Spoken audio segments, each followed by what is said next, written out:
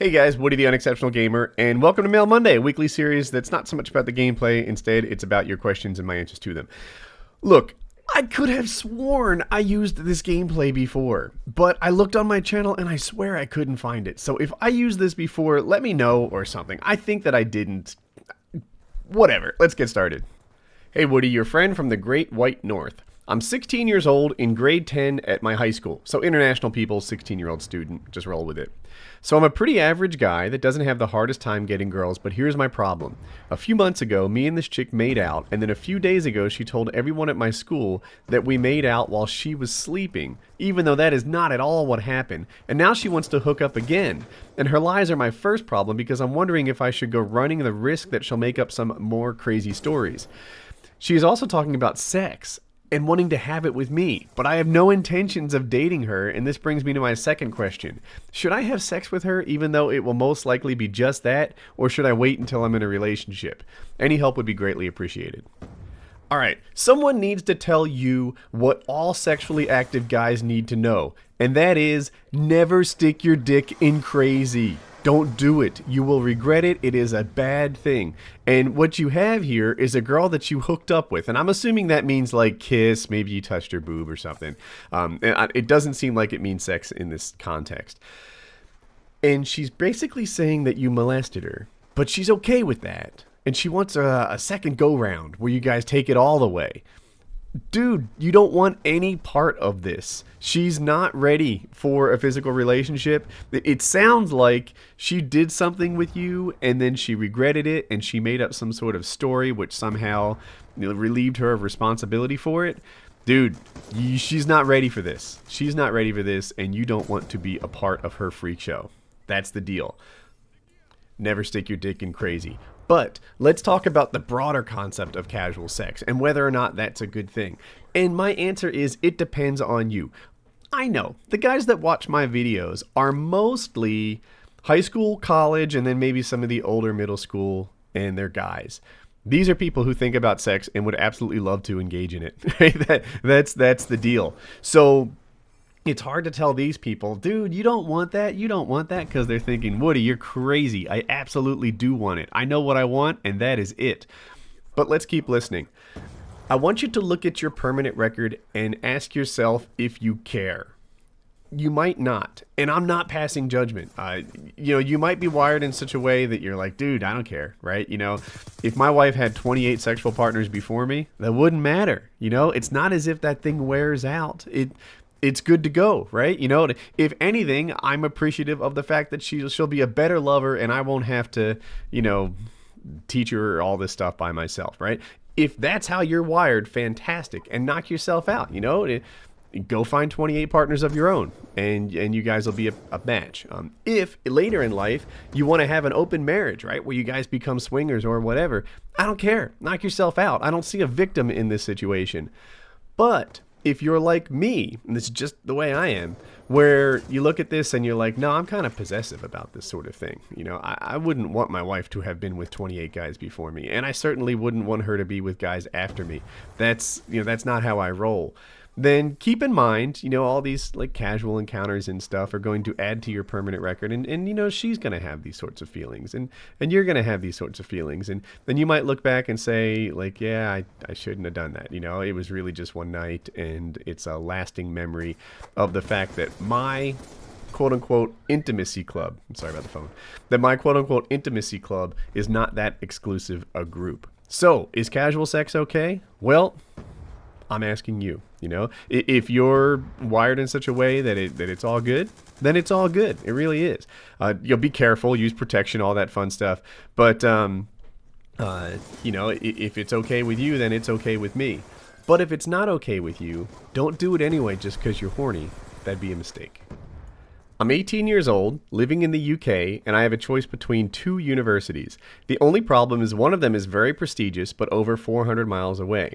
I won't know anybody there, and they'll be a year younger than I am. As you may guess, I'm kind of iffy on that choice. On the other hand, I can go to an average university where I'll know numerous groups of people, and the social life will be the best time of my life.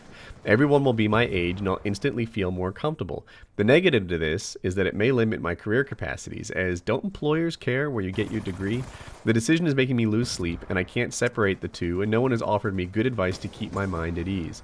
My degree will be in economics, which will be a highly respected degree, but also a competitive one, which means a more prestigious university will mean a better career in the long run. Any reply or mail Monday would be great. Buddy, spread your wings. Really, do it. You will be richer for it. And when I say richer, in this case, I might mean financially too, but I'm really focused on the rest of it. I'm focused on the notion that you will be like out there, more worldly, more experienced. When you come home and see your friends from, I guess, college, they call it in the UK. High school would be the American equivalent. When you see your old friends and realize that they haven't left the area, you'll feel more worldly than they are, because you'll be more worldly than they are. Get out of your town and make something of it. You're worried about not having a social life at this other place because you won't know anybody. Everybody won't know anybody. This is an opportunity for you to reinvent yourself and become the person that you want to be. That's a really cool thing. This is an opportunity for you to go to this school and no one's going to know that you pooped your pants in 8th grade algebra that one time. No one's going to know that you made this mistake, or that girl wouldn't date you, or that this person didn't like you, or that you dropped the pass at the cricket game or whatever. I don't know. I'm trying to be UK-ish. But this is an opportunity for you to get a fresh start and try something new, and it will be glorious. Most people really love their college, or for you, their university experience.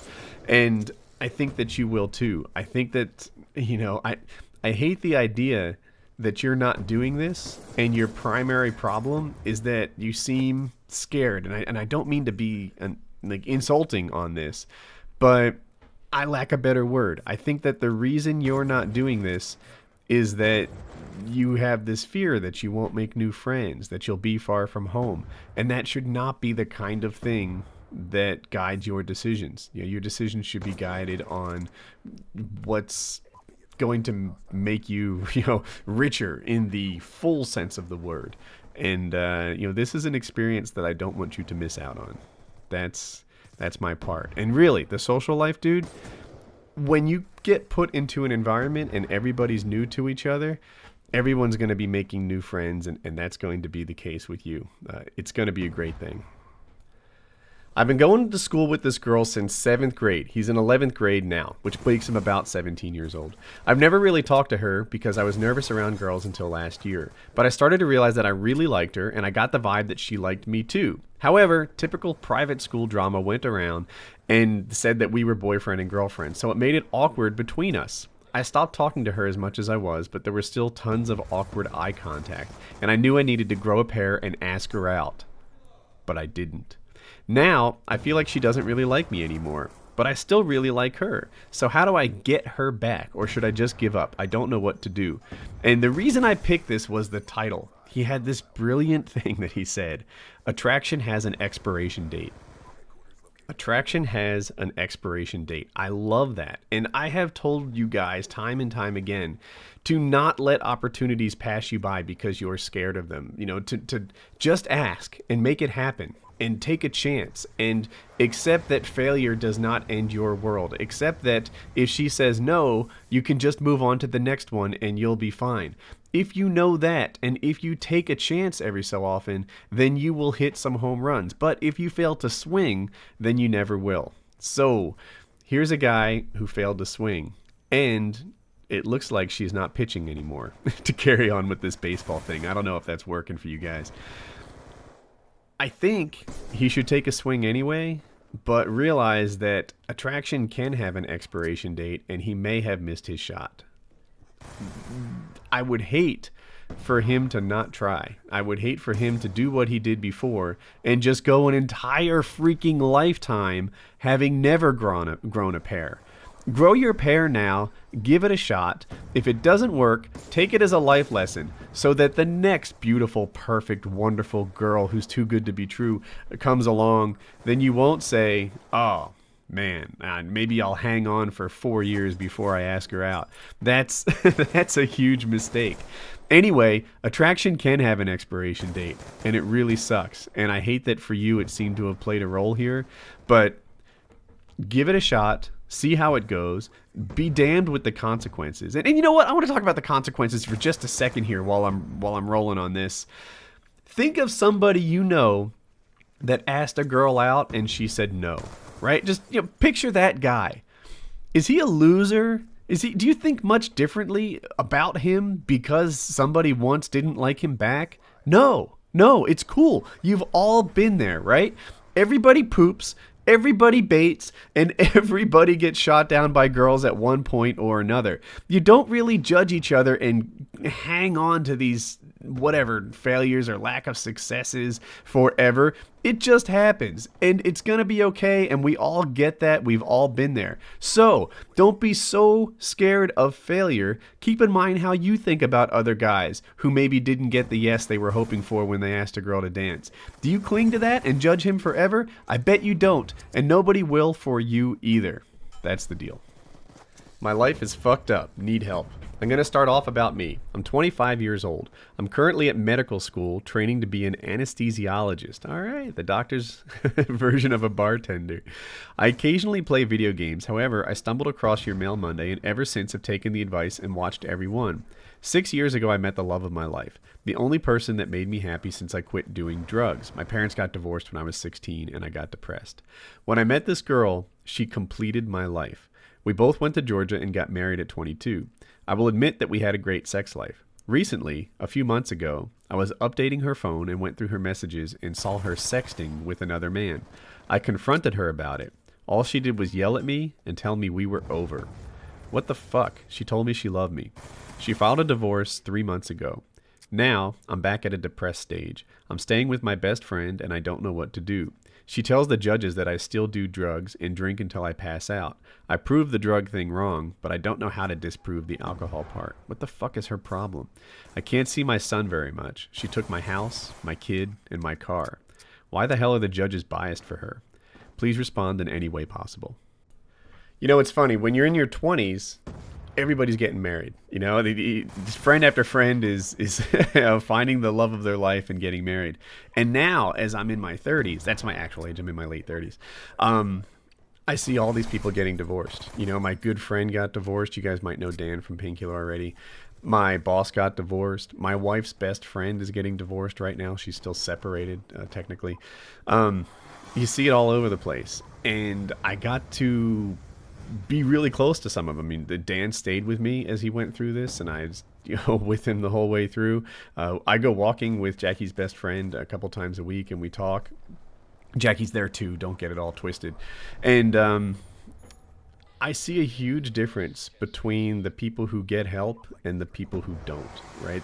The ones who sit there just not quite sure what the playbook is, the ones who sit there not knowing if they're doing this right or wrong, are the ones that aren't getting the help that they need. There are people who just kind of fumble through this, and the attorney that they hire is the only person that provides any kind of guidance. That's the wrong way to do this. The right way to do this is to find a support group. Now, I'm going to put a link in the description. In seconds, I went to meetup.com and found 15 groups within 10 miles of you. Support groups for people who are getting divorced.